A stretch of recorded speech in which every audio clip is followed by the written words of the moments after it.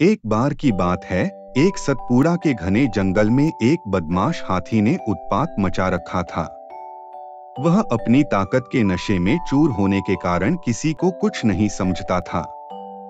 सतपुड़ा के जंगल में ही एक पेड़ पर एक चिड़िया व चीड़े का छोटा सा सुखी परिवार था।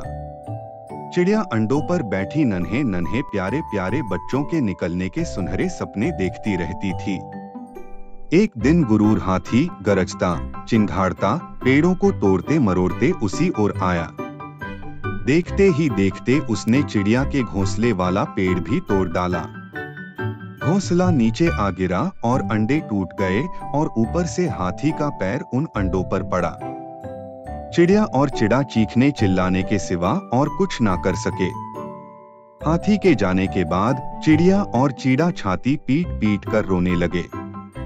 उनकी रोने की तेज आवाज सुनकर वहां कठफोड़वा आया, जो चिड़िया की अच्छी दोस्त थी।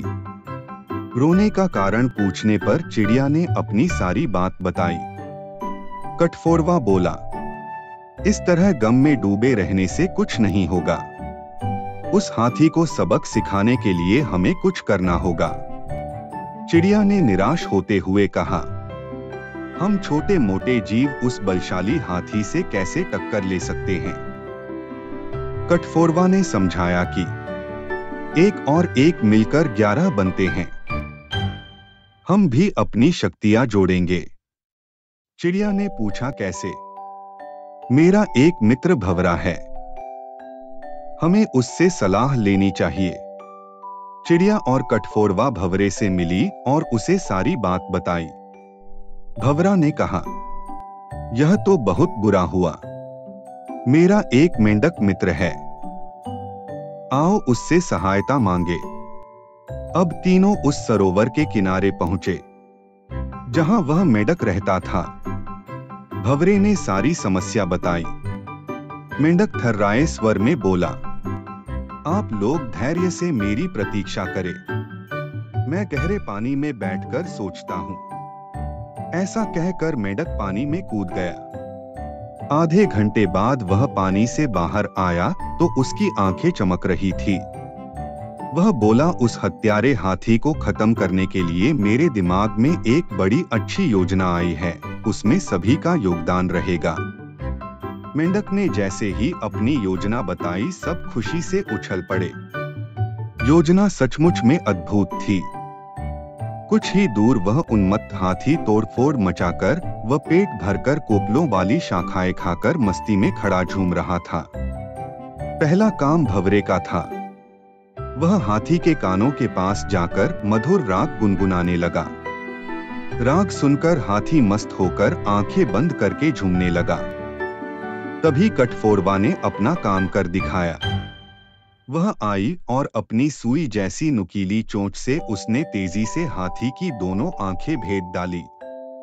हाथी की आंखें फूट गई। वह तड़पता हुआ अंधा होकर इधर उधर भागने लगा। जैसे जैसे समय बीतता जा रहा था, हाथी का क्रोध बढ़ता जा रहा था। आंखों से नजर न आने के कारण ठोकरों और टक्करों से शरीर जख्मी होता जा रहा था। जख्म उसे चिल्लाने पर मजबूर कर रहे थे। चिड़िया कृतज्ञ स्वर में मेंढक से बोली, भैया मैं आजीवन तुम्हारी आभारी रहूंगी। तुमने मेरी इतनी सहायता की है। मेंढक ने कहा, आभार मानने की जरूरत नहीं है। मित्र ही मित्र के काम आते हैं। उधर एक तो आंखों में जलन, ऊपर से चिल्लाते चिल्लाते हाथी का गला सूख गया। अब उसे एक ही चीज की तलाश थी, पानी।